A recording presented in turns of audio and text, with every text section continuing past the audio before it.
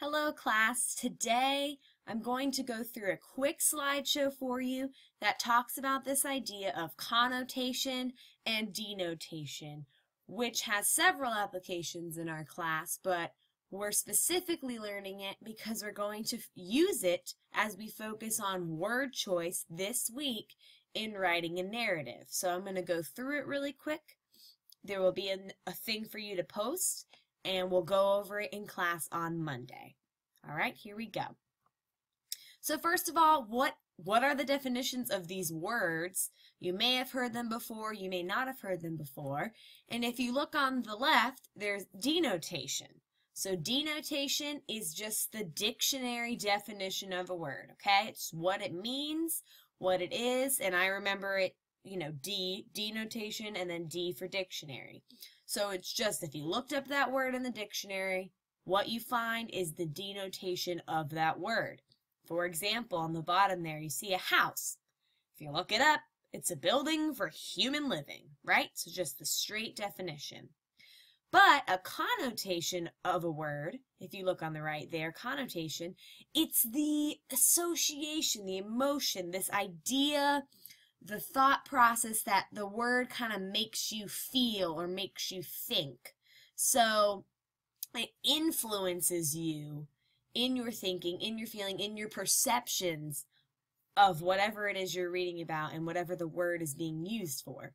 And this can give a positive connotation or a negative connotation. Here's what I mean. Look at the words down there. Home versus shack. So those are both technically like, a house, a place where humans live. But look at the connotations, kind of the emotion, the ideas, the images in your head that pop in mind when I say home, right? Home, you might think, warm, toasty, there's a fireplace, a nice kitchen, a family. It might be more warm and inviting if I say, would you like to come over to my home? Or, wow, you have a lovely home. But if I say the word shack, which can also be a building for human living, different images, different emotions, different thoughts might come to your head. If someone refers to your house as a shack, they may mean that more in like it's a small thing, or perhaps it is not well kept. Maybe it's scrap pieces put together. So what you think of when I say home versus shack, those different thoughts, reactions, the pictures that pop into your head, those are the connotations of those words. If that's confusing to you, I'm going to give you a few more examples, and we'll also talk about it on Monday in class. So here's some more examples. A protest, right? So it's the statement or action expressing disapproval, right? When you disagree with something and you're expressing that, you're protesting this thing. And a protest simply means what that definition says. So up at the top, a statement or action expressing disapproval, that's the denotation. That's the definition of a protest. Words that mean the same thing as that, but give you more of an effect as a writer, right? If I'm writing and I want to communicate a specific idea and I choose the word rally, you may think of a rally, like we're rallying together to fight against, cancer. We're going to have a 5K rally. We want to find solutions for this thing. We don't agree with the way it's affecting everybody's lives, etc. Or maybe students at a school hold a rally saying that they're against a certain type of testing that's going on, or maybe parents have a rally. So that makes you think of people united, they're expressing some sort of point, but you may just kind of see it as just that.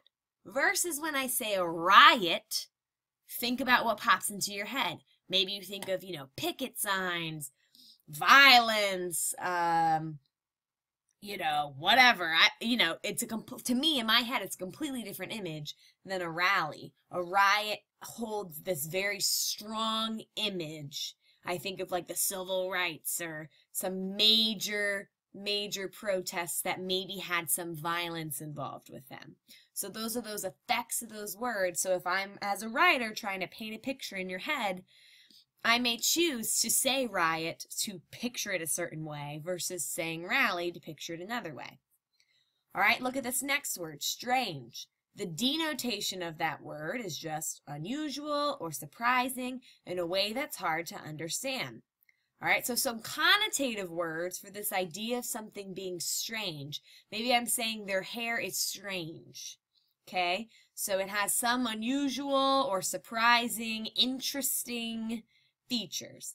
So if I'm trying to paint that in a more positive way, I might say she had a very unique haircut. It looked great.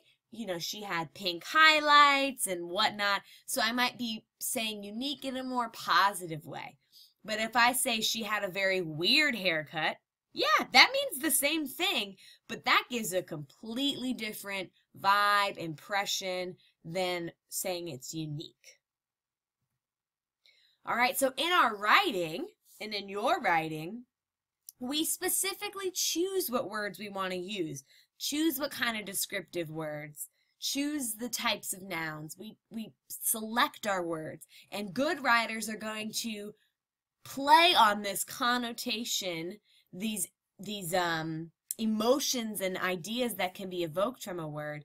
They're going to play on that by choosing very specific words to show how a character may feel, to explain something, to create that mental image for the reader. So think about it.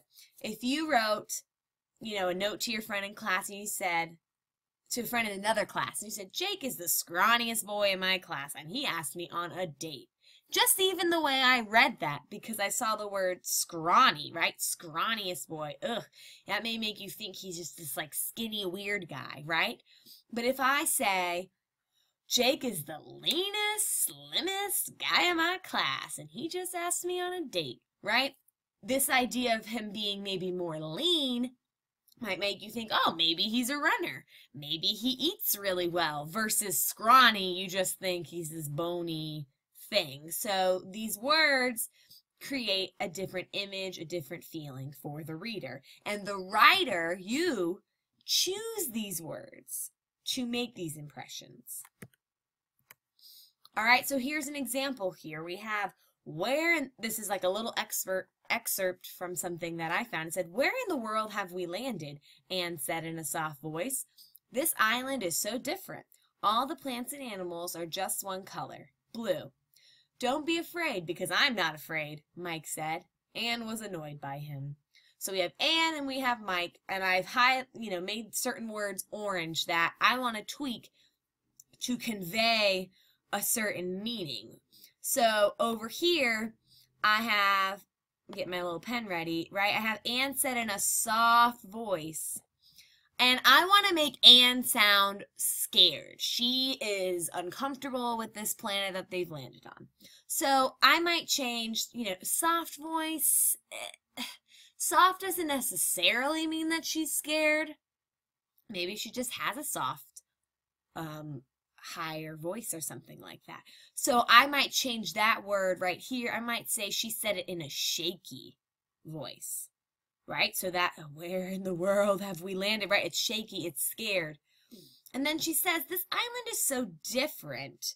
Different is pretty vague in conveying this idea that Anne is scared, right? So different, the denotation just means that it's, right? Different is, it's not like where she's from. So, but I want to make it sound a little more negative, a little more afraid, a little more unsure. So I might say, this land is so strange, or this land is so foreign, right? This idea that she's kind of distinguishing it from her world and she's uncomfortable. And then this all, can stay the same. But now look at Mike. Okay, so Mike is pretty not supportive in saying, don't be afraid because I'm not afraid. Now, he may have meant that in a nice way to encourage her, but if you look over here, it says that Anne was annoyed by him. So we want to change just this vague word of said to something that would get me to the point that Anne was annoyed by the way he said this statement over here. So maybe don't be afraid because I'm not afraid, Mike demanded, right? Maybe he was like, listen, don't be afraid. So he kind of demanded it from her. That might annoy her if she's scared in this situation. All right? So keeping that in mind, what I want you to do is I want you to post below here. I want you to redo this first part, Anne's part, using, the soft and the different. I want you to change those words. Think about connotation to make her sound excited and curious, more into it versus the scared, afraid, and reluctant, okay? So I want you to just simply below retype this part here that I have. Retype these sentences, changing soft and changing different to make her sound really excited and curious about what's going on this island, okay? And Monday we'll kind of talk about some of your examples. Feel free to comment on your classmates' examples, and we'll kind of continue this discussion on Monday. Okay, see you then.